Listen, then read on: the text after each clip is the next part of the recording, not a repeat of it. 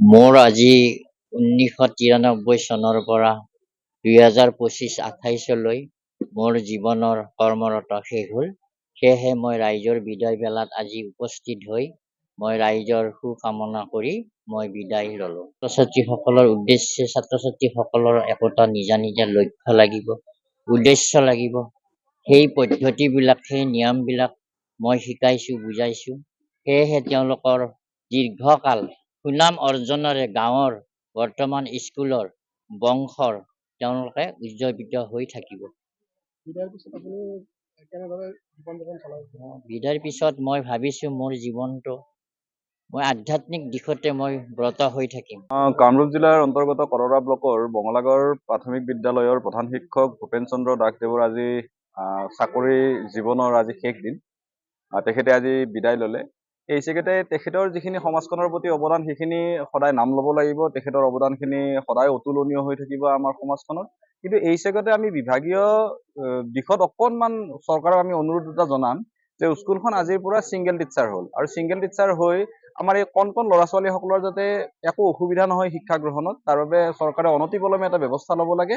অন্তত এজন বা দুজন শিক্ষক ইয়াতে মকৰল কৰিব লাগে, তেওঁলোকে এংগেজ কৰিব লাগে, যাতে ভূপেন ছাৰৰ অভাৱটো আমাৰ সমাজখনে আৰু স্কুলখনে অনুভৱ নকৰে। তেখেতক শুভেচ্ছা জনাইছোঁ। লগতে শিক্ষক হিচাপে তেখেতে আচলতে চাকৰিটোৰ পৰাহে বিদায় ল'লে। কিন্তু শিক্ষক কেতিয়াও বিদায় নহয়, গুৰু কেতিয়াও বিদায় নহয়, কাৰণ গুৰুৱে সদায় পোহৰ দিয়ে থাকিব লাগিব, আৰু গুৰুৰ পোহৰত আমাৰ সমাজখন সদায় আলোকিত হৈ থাকিব লাগিব।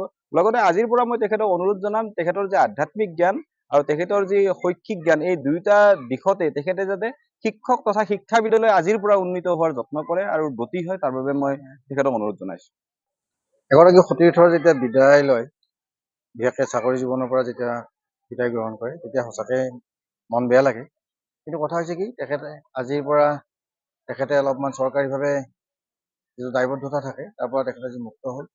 আৰু মই ভাবোঁ তেখেতে এগৰাকী যিহেতু শিক্ষক বা এগৰাকী আধ্যাত্মিক দিশত ব্ৰতী হৈ থকা ব্যক্তি, আৰু সেই ক্ষেত্ৰত তেখেতে নিজে কৈছে যে তেখেতে আধ্যাত্মিক দিশত আগবাঢ়িব, আৰু তাৰ লগতে তেওঁ আমাৰ কণ কণ ছাত্ৰ ছাত্ৰীৰ ভৱিষ্যতৰ কথা চিন্তা কৰি এই দিশতো তেখেতে বিদ্যালয়খনক কিছু পৰিমাণে সহায় কৰক।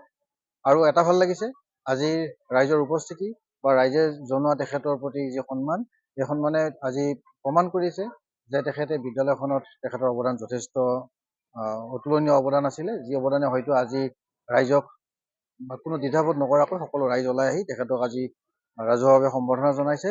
আৰু এগৰাকী শিক্ষকৰ কাৰণে এইটোৱে হৈছে আটাইতকৈ প্ৰধান উপহাৰ, যি উপহাৰে তেখেতৰ জীৱনটো আগন্তুক জীৱনটো দীৰ্ঘায়ু কৰিব।